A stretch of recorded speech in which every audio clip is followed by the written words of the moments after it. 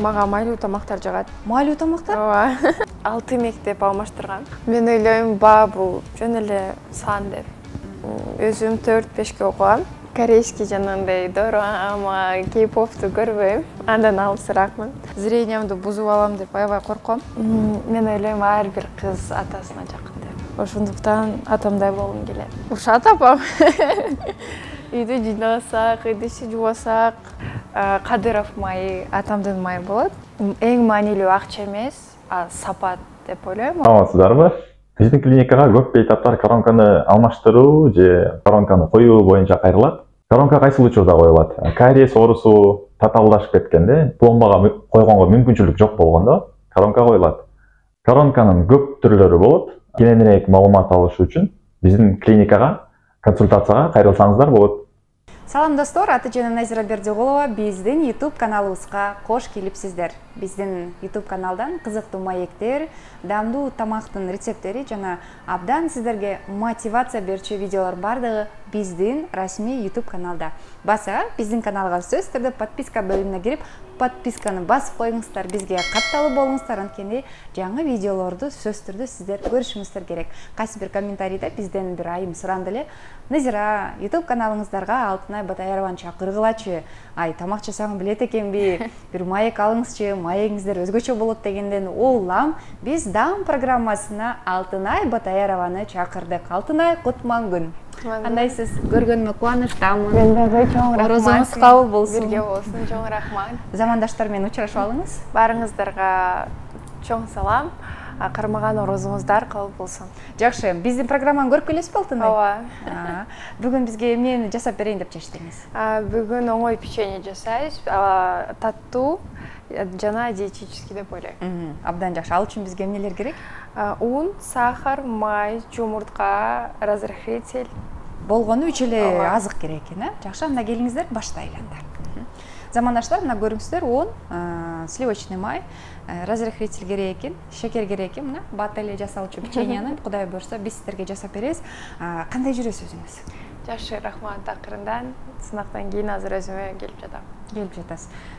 Эме кондум дебейсиз булдуга. Кондум дебейсизби? Анан айтсаңыз, мынакей Алтынай, конкурска барып келдиңиз, өзүңүзгө бул кандай десем бир багаж, жакшы бир ошол тараптагы идеяларга бай болуп келдиңиз. Азыркы жасап жаткан ишиңиз азыр эмне менен алексиз? Азырынча модельный сфера менен элекмин жана чет өлкөгө окууганы кетип жатам деп. Чет өлкөгө кеткен атасызбы? Кайсыл тармакта? Бизнес управление.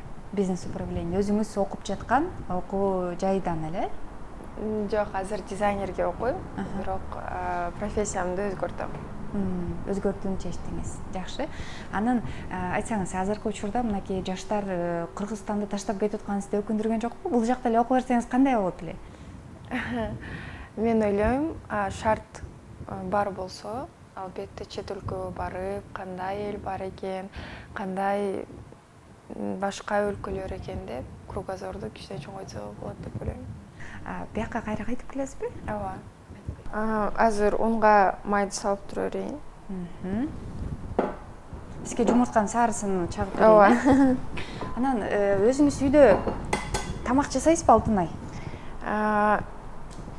Андай деле часто эмес. Анткени сабактан эртең менен кечке чейин болом. Ошондуктан апам жасап коет. Жасап коет. Көбүнчө кандай тамактарга басым жасайсыз? Кандай тамактар жагат сизге? Мага майлуу тамактар жагат. Майлуу тамактар? Ооба. Майлуу тамактар жагат. Анан бешбармак, манты. Азыр разрыхлитель салайын. Сахар. Жумуртканын бир сарысы даяр болду. Экинчисин даярдап берейин. Анан ошо мен анча деле көп килограмм кошпойм.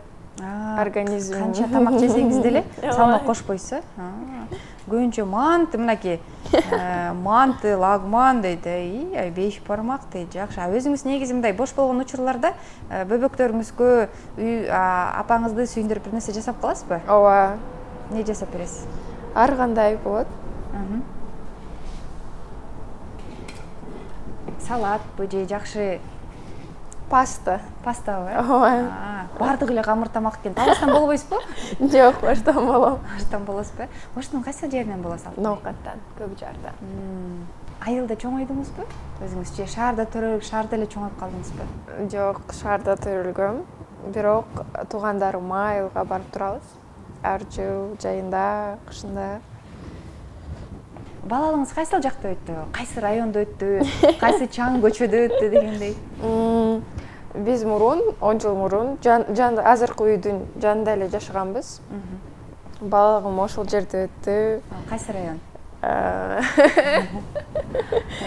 Советская, ВФМ жанында. ВФМ жанында. Ошол жакта кыздар менен ойноп чоңойгом. 6 мектеп алмаштыргам. Неге эмебиңиз ыччак белеңиз же тентек белеңиз? Жок. Ага эмне себеп болду? Себептер жакпай калат ата-энеме же мага. Бирок ошого да ыраазымын, анткени азыр любой коллективге оңой менен сүйлөшө алам, ар бир киши менен. Ошого ыраазымын. Демек, бул сизге адамдар менен диалог түзүү, баарлашууга жардам берген, Акыркы окуган мектебиңиз кайсы мектепте окудуңуз? Билимкана. Билимканада окудуңуз. Мектепте кандай баага окуду болду экен Алтынай? Мен ойлойм, баа бул жөн эле сан деп. Өзүм 4-5ке окугам, бирок азыркы школьниктерге айткам, баа эң маанилүү эмес деп.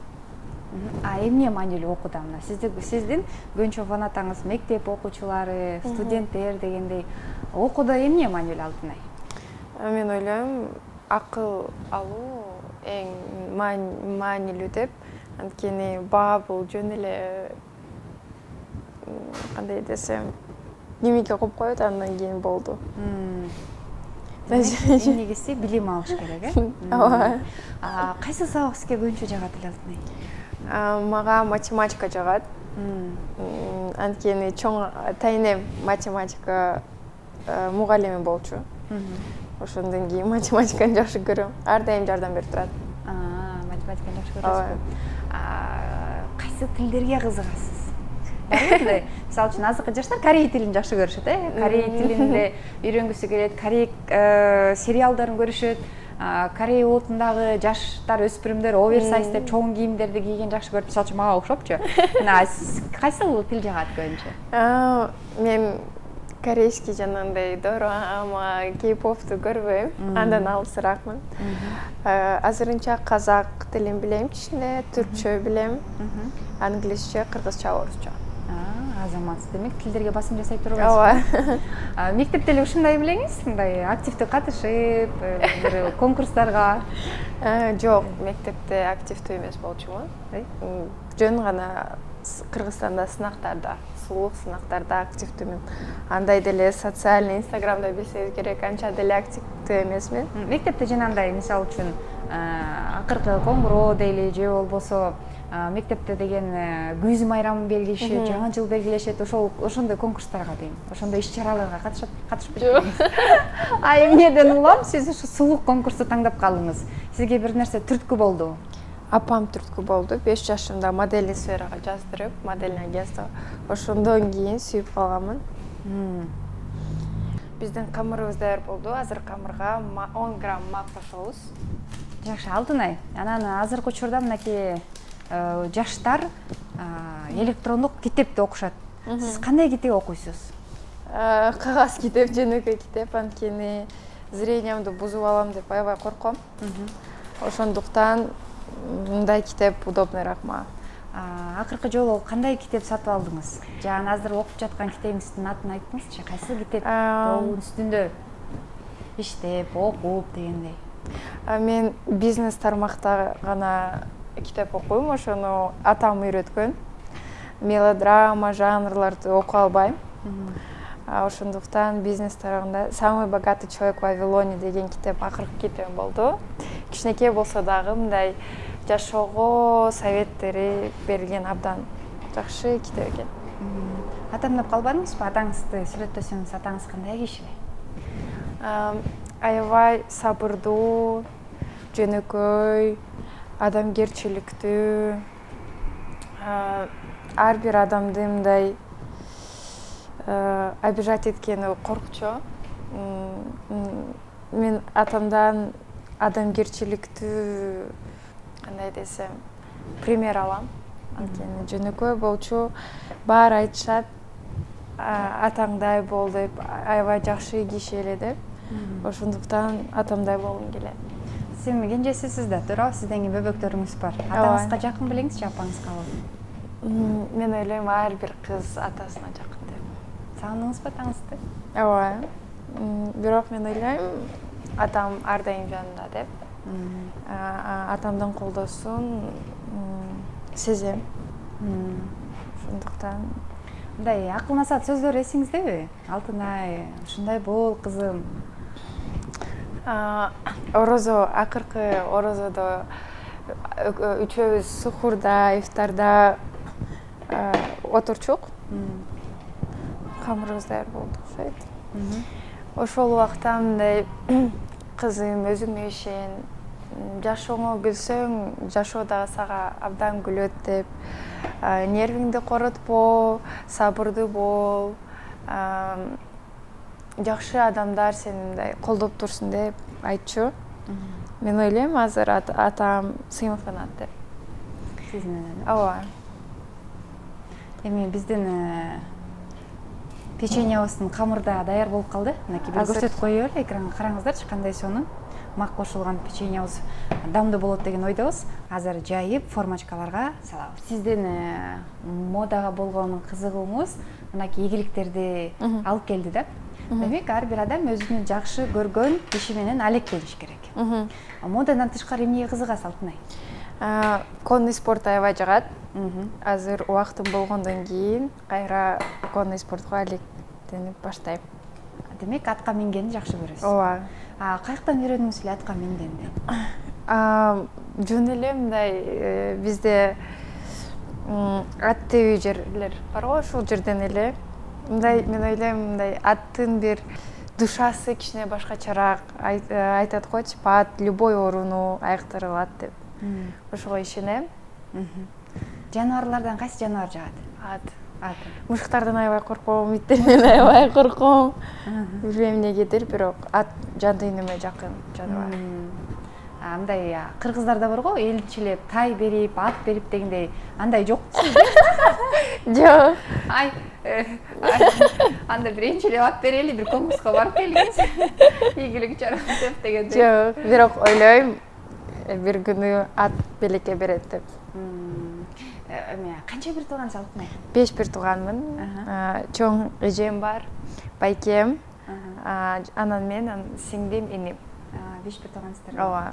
Бир туугандын кимиси менен көбүрөөк сырдашасыз? Эжем менен. Эжеңиз менен. Ооба. Айтпаган сырларыңызды эжеңизге айтасызбы, же апаңыз менен деле кеңешесизби? Болобу ушундай үчүн? Апамдан эчтекемди скрывать этпейм.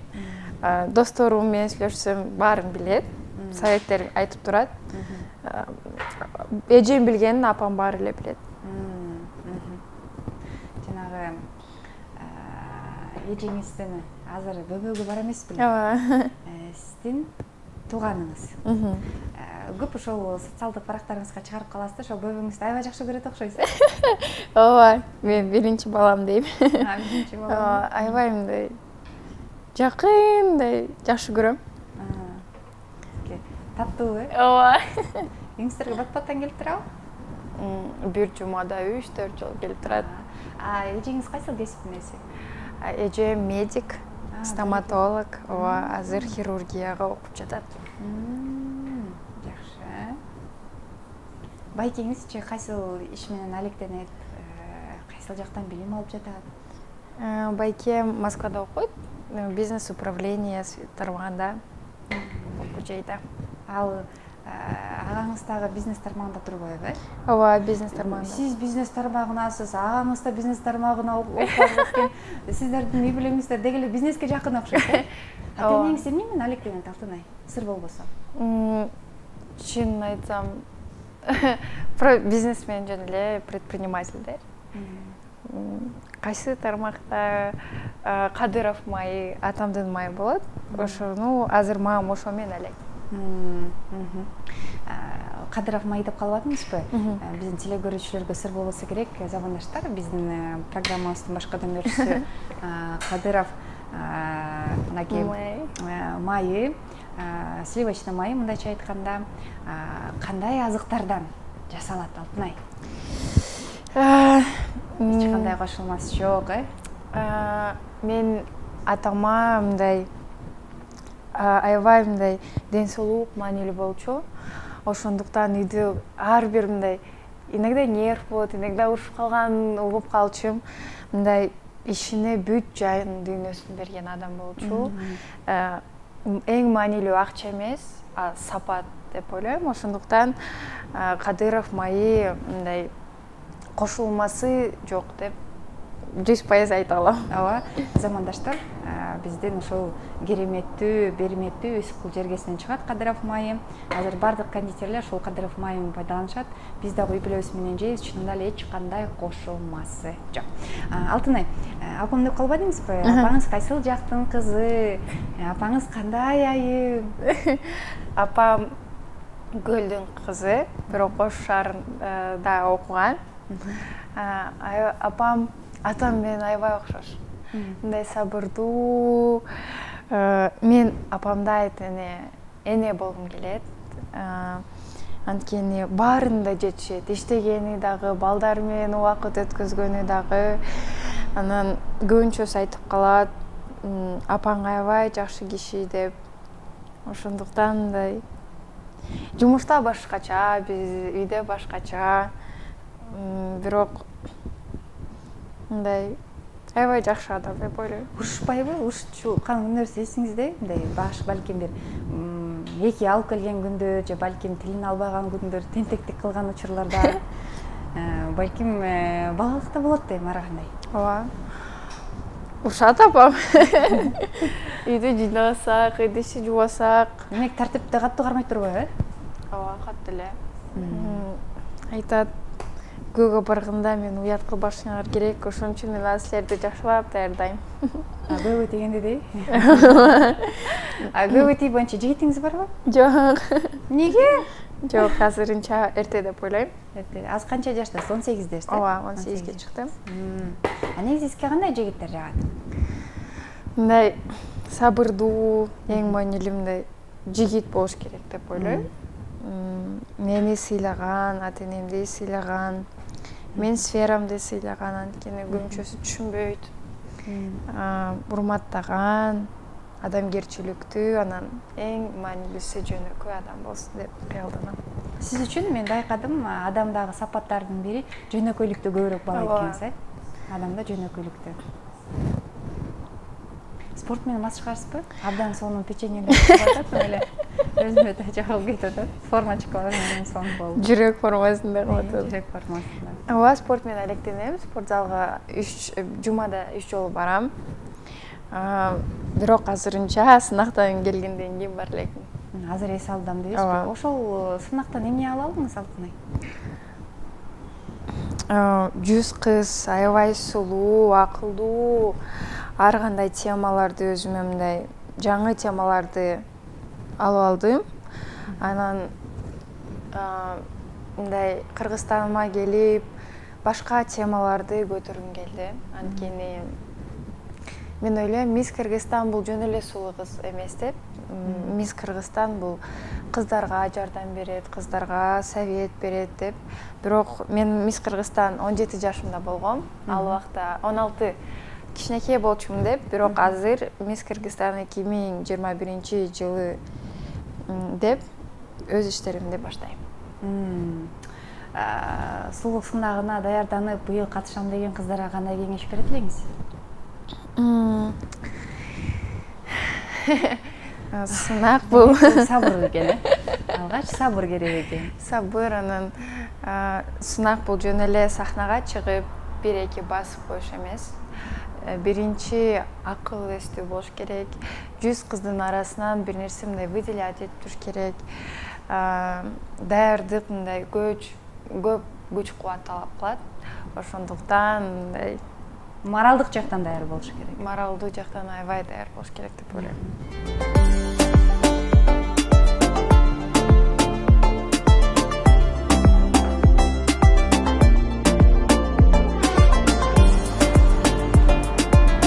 Биздин формочкаларыбыз даяр болду. Назира эженин катталуучулары азыр печеньябызды духовкага, ысык духовкага 15 мүнөткө 160 градуска салабыз.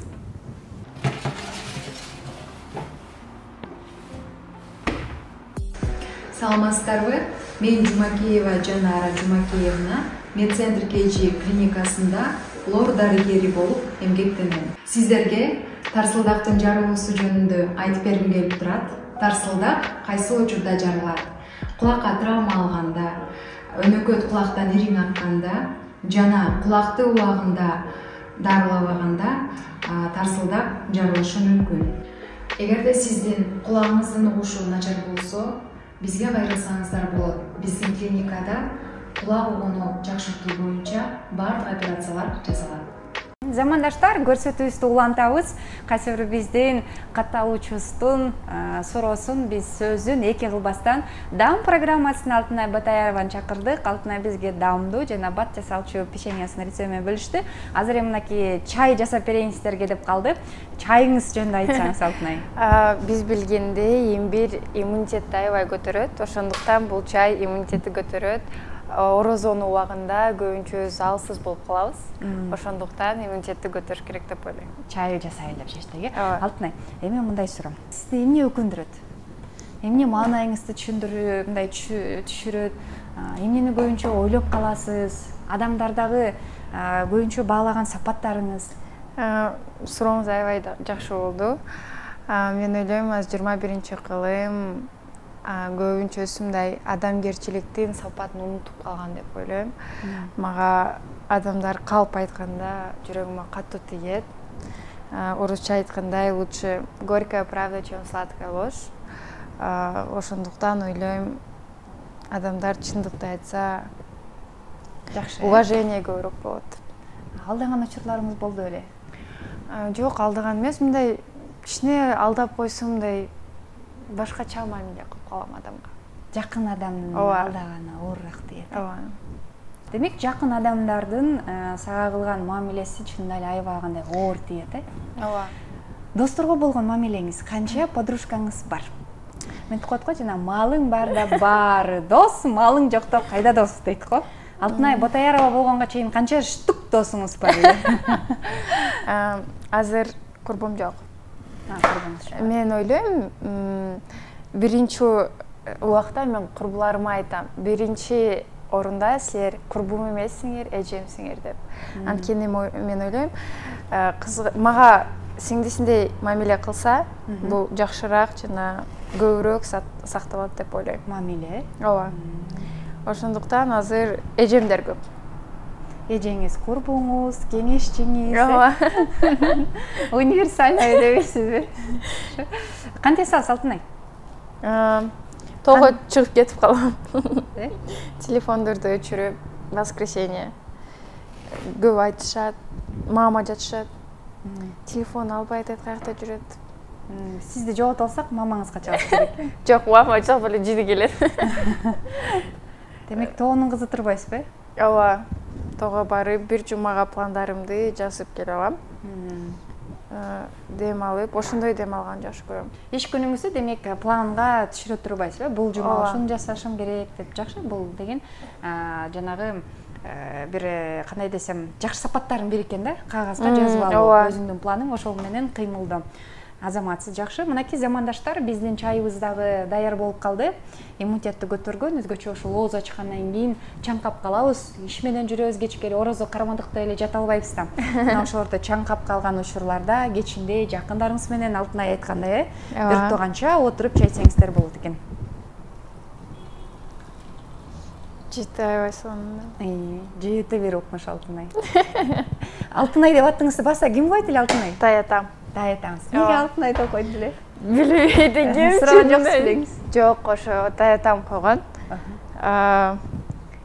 Алтынай алтын айдай болсун деп. Ой, азамаш, алтындай болгон биздин синдибизден бир тууганыбызда мына ушундай сонун чай болду.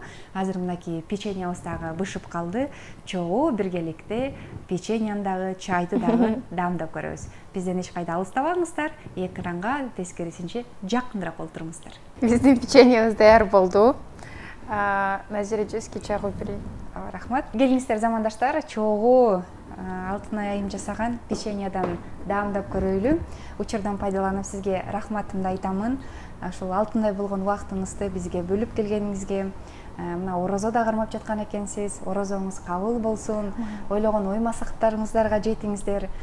Кудай буйрса, бул биздин акыркы жолугушуубуз эмес, жолугушуулар көп болсун. Рахмат сизге. Назира эже, сизге да чоң ыраазычылык. Ушундай орозо айында мени чакырганыңызга терең ыраазычылык.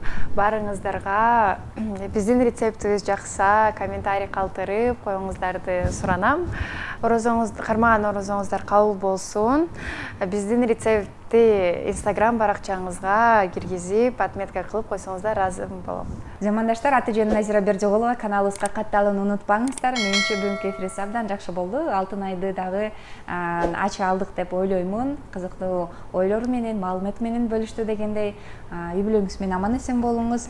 Кудай буйрса экран аркылуу сөзсүз түрдө жолугушабыз. Баса биздин рецепт менен ушундай печенье жасасаңыз, сөзсүз түрдө Instagram баракчаңызга бизди белгилеп коюңуз. Каналга катталгыла, жакшы сөздү жазууну унутпаңыздар. Анткени жакшы сөз жан эритет. Көрүшөбүз. Рахмат.